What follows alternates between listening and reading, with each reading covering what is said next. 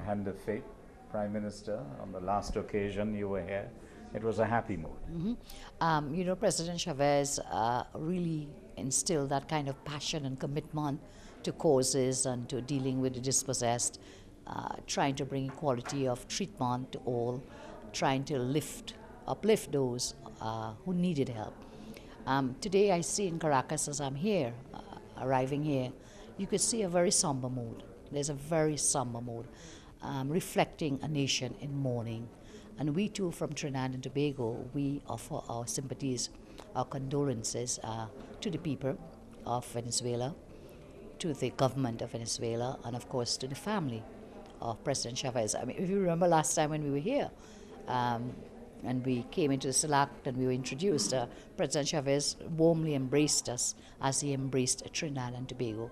He was very receptive to some of the comments that we had made at that CELAC meeting. And so you're right, it was a very happy, optimistic time.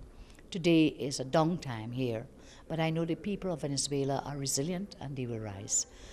They will lift up themselves from this moment of grief and take inspiration from the life of President Chavez. He meant many things to many people.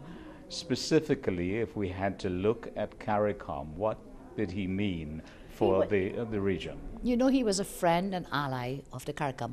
And indeed, that is reflected by the fact that there are several heads of government out of the Caracas who are here in Caracas.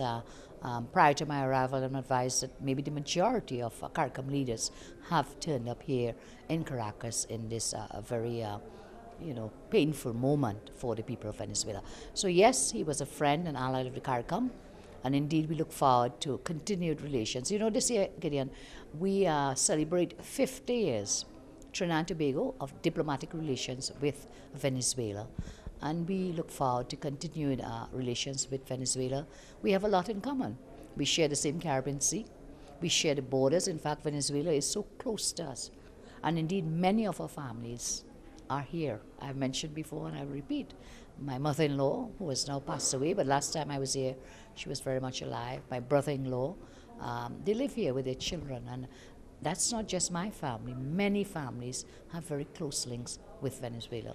I'm also advised that many world leaders have turned up here, have come for the funeral of President Chavez, which really redounds to his camaraderie, his passion, his commitment, and making friends around the globe. My advisors have told me that there are people from Algeria, from China, several parts of the globe, including, of course, the Caracas leaders I've mentioned. The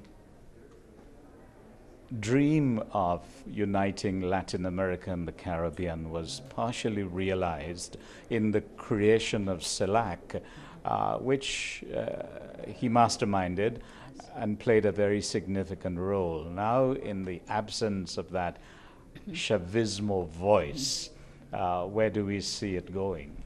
You know, I'm sure there will be challenges, but a vision that is a great vision and therefore allows persons to embark on a mission will not die.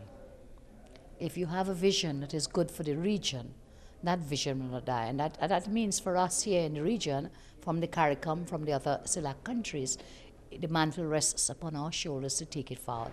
I don't think, there's a saying, the king is dead, long live the king. And what it means is none of us are invaluable, none of us are immortal, and tomorrow someone else will take that mantle up.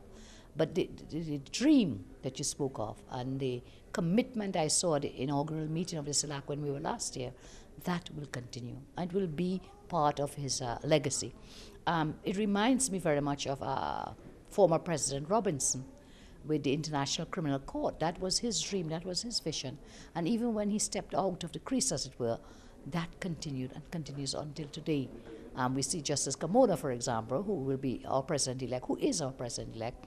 We can express who worked very closely with President Robinson on that project. Indeed, you know what Justice Kamla said to me? He said not only was President Robinson the architect of that, but really he was the founder of a whole new justice system. Why do I speak of this? In the same way, now departed President Chavez, his dream, his vision, his mission will now fall upon the mantle of all the leaders of the CELAC. And I think we have the commitment in the region, again, You will see CARICOM heads who are here. You will see Latin American heads who are here. I understand the President Dilma Rousseff is here, President from Argentina is here. The whole of Central America, Latin America are all here in mourning with the people of Venezuela, with the government of Venezuela, and indeed with the family of former President, well, now departed. So he is leaving the earth in a blaze of glory. I think in some ways, yes. He has a torch that he carried. That torch to unite the region, Latin America and the Caribbean in CELAC, that torch has now been passed to many of us.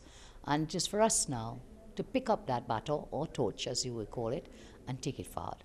And we can only benefit from greater ties within the region, from deepening and strengthening those ties, and going forward on that vision that President Chavez had.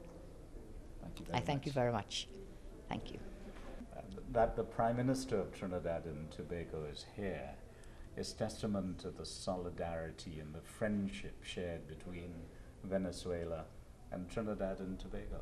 Of course, the fact of the Prime Minister being in Venezuela means very much to us. You know, President Chavez had such admiration for the Prime Minister since she came to CELAC in 2010, and she spoke at CELAC. He talked to her, and he was looking forward to exchange the ties between Trinidad and Tobago, and he felt so much admiration for Prime Minister and her proposal to be not a troika, but a four-party CELAC, and that's what we have today, thanks to the Prime Minister of Trinidad and Tobago. So President Chavez came to her and thanked her for that proposal because he thought it was very fair. So it is a moment that we need to be with the people that is close to us, and Trinidad, the people of Trinidad and the government of Trinidad and Tobago is close to us. So we thank the Prime Minister because she had a busy agenda and she came to Venezuela, and she's going to be here with us and with the Venezuelan people to show the love of Trinidad to the Venezuelan people and to President Chavez. And as the Prime Minister was saying to me just a short time ago, that we celebrate 50 years of diplomatic relations, but the people-to-people contacts have existed for many more years than 50. Exactly. We even have people in Venezuela who speak Patois that came from Trinidad in the 18th century. So it's a relation that you can see through the music, through the food. We eat pastel in Christmas time. We play parrand, and we call it parranda. And people of Trinidad always travel to Venezuela. And when you talk to any Trinidadian in the street, they will tell you, Ambassador, you know, my uncle lives in Venezuela, my mother lives in Venezuela. Even Prime Minister, mother-in-law, live here, Yes. and brother-in-law. So it's something that goes farther than diplomatic relations. It's a relation people to people for many years, and we are going to work for make those ties to be stronger day by day. Conexión Latina. Conexión Latina Caribeña. We're strong people who fight to build our own destiny. That's what we are. Latin American and Caribbean countries.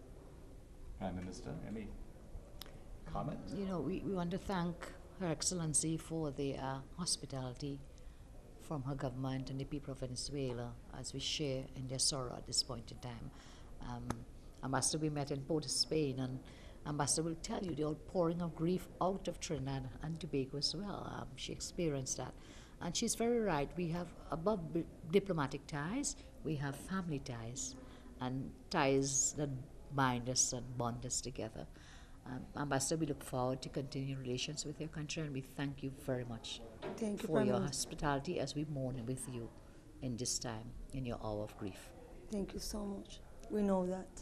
Thank you so much. Thank you very much. Thank you. Thank you. Thank you.